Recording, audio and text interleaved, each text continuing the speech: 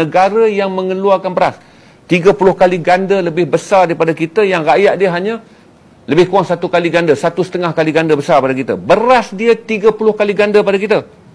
Kita keluar 1.7 juta tan metrik setahun. Dia keluarkan 32 juta tan metrik setahun.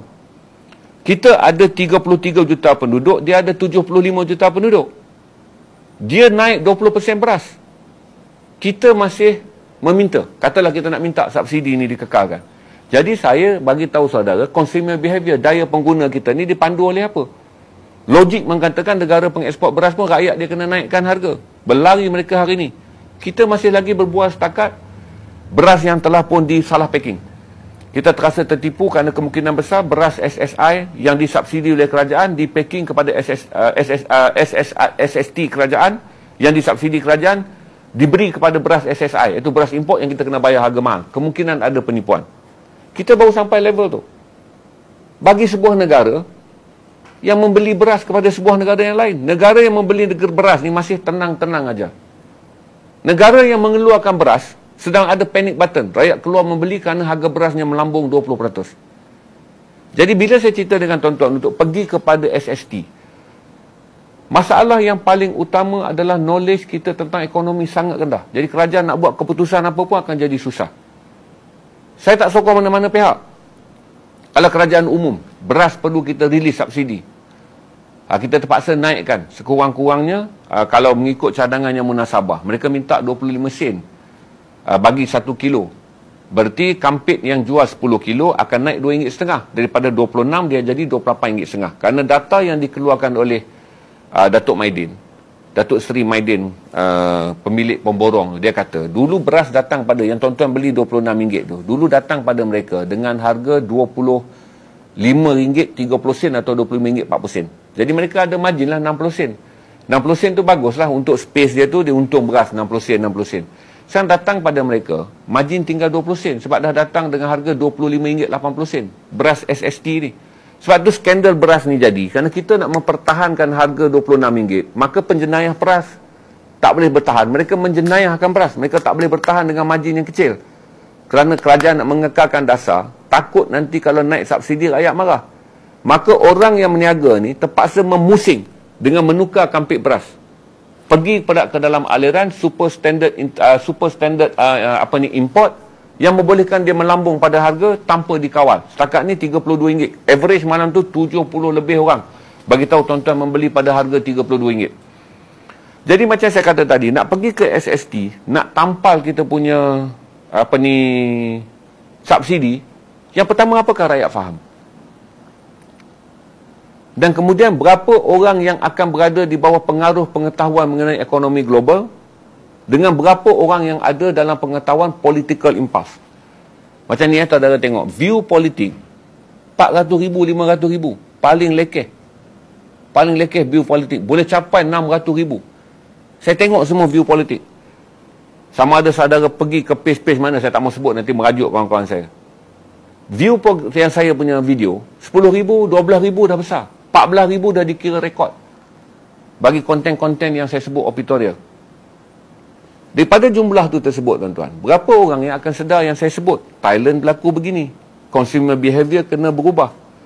Kita tak boleh melihat semua benda ni tentang PN dan PH.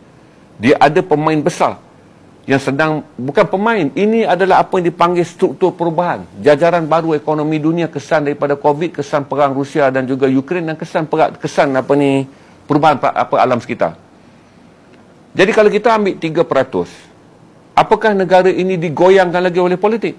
Esok bila umum naik 3% GST, orang tengah marah tentang beberapa perkara. Sekumpulan orang yang punya niat tak bagus boleh menyebabkan orang berlarak di jalan raya dengan memprotes kenaikan, dengan memprotes GST.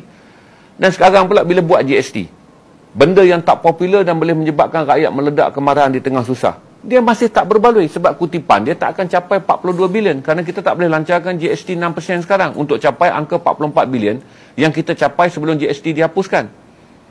Kalau kita kata kita kutip 3%, logiknya kita capai 22 bilion. Tidak, kerana ekonomi waktu 44 bilion tu jauh lebih baik pada ekonomi sekarang. Kita belum kena COVID semua. Ini data yang kita ambil 2018 tu. sebelum kita kena COVID. Okey, sebelum tukar kerajaan baru. Kemudian kalau kita buat sekarang 3%, kita dapat 7 hingga 8 bilion je. Itu unjuran yang saya lihat 22-50% tak mungkin daripada tahun sihat. Kita mungkin dapat kurang. Masalahnya besar iaitu unpopular dan kemarahan rakyat. Dapat pula pun tak cukup untuk menampung subsidi. Kerana subsidi sekarang ni dah 80 bilion. Kalau kita dapat collect 22 bilion, tak apalah, ambil logik 22 bilion. Dia hanya cover 25% daripada total subsidi yang kerajaan nak keluarkan. Masih ada beban 75%. Beban 75% subsidi 80 bilion tu kita ukur pada sekarang. Tahun depan akan meningkat sebab harga beras akan melambung kerana El Nino tidak hanya menyerang pada Jun tahun 2023. Dia ada bawa lagi sampai Disember. Dia akan bawa lagi pada tahun depan. Berarti harga makanan akan menjadi melambung dan melambung. Oleh kerana kita berada dalam kerajaan rakyat tak faham dan semua benda boleh dipolitikkan. Saya fikir kata kerajaan sekarang pun berada dalam keadaan sangat sukar nak melaksanakan 3% kerana isu ni boleh dipolitikkan. GST boleh menjadikan sesuatu yang kerajaan cuba kawal, iaitu letupan kemarahan kerana rakyat ni dah marah banyak di atas sentimen Melayunya, rakyat dah marah banyak di kalangan sentimen Islam, rakyat dah marah banyak dan kita menjadi negara yang pecah belah dan kemudian kita menjadi sangat political driven. Jadi keputusan-keputusan yang boleh membakar lagi api politik akan menyebabkan kita menjadi negara yang sangat lemah dalam pelaksanaan keputusan-keputusan ekonomi. Kerana keputusan ekonomi tak akan dilihat lagi sebagai objektif ekonomi. Dia akan dipindah dan disubjektifkan sebagai political driven. Personal saya setuju. 3%. Bagi membolehkan kerajaan dapat juga kutipan subsidi. Dan kedua, dia boleh mengawal ekonomi hitam. Orang yang lari cukai apa semua ni boleh dikawal. Dan yang kedua, dia boleh mengurangkan topangan. Topangan ni kita hari-hari meruntuhnya Petronas. Sekarang Petronas berada dalam keadaan sihat, $93. Minyak dah naik $93. Yang saya kata sebelum hujung tahun ni, kemungkinan minyak boleh capai $100. Hari tu je jatuh sekejap $73, minyak jatuh $73, tuan-tuan. Saya boleh duk laju jantung. Saya kata apa yang sedang saya alami bila saya tengok minyak jatuh $73. Saya pun tak faham, tapi saya rasa saya ada bimbang yang pelik tentang negara ni. Bila tahun dia lepas 86, tuan-tuan, saya rasa sangat lega. Dan hari ni minyak capai 93. Tapi dengan kalau minyak capai $100 pun dan Petronas mencapai lebih untung, bilion yang dicapai oleh Pertamina lebih untung, tak mungkinlah tahun 2022 kita sedut duit Petronas 30 bilion. Tahun 2023 untuk biaya tahun ni kerajaan ambil 50 bilion. Jadi Petronas tak boleh menjadi lembu yang kurus. Dia untung, duit dia nak labur dalam perniagaan baru tak boleh. Asyik kena bagi ke dalam pelaburan yang habis. Dipanggil pelaburan hangus. Bagi kat rakyat lah, keuntungan dia pulang, kerajaan subsidikan lagi. Bagi pada kerajaan subsidikan lagi. Jadi jawapan saya kepada 5 tahun akan datang tajuk malam ni, yang jawapan saya kepada apa yang tuan tanya, adalah sukar kerana kita berada dalam keadaan semua benda kita berfikir politik. Sedangkan kita sekarang berada semua benda harus kita fikirkan dalam logik ekonomi. Saya nak berehat, sambil tu saya buat vote. Noah tuan tengok sekejap Noah. Apakah penjelasan saya ni membantu saudara faham? Maksudnya, kalau saudara rasa tak bantu pun, saudara tulis tak. Saya takkan kick. Kalau saudara kata membantu, sebut ya. Sebut ya. Saya nak faham dulu je. Nanti admin akan bagi tahu saya supaya saya tak terlajak dan berbuah syok sendiri. Sebab saya dengan tuan-tuan adalah maya. Saya tak boleh anggap, saya tak tahu dekat komen tu apa berlaku. Sebab saya seorang yang tak akan baca komen.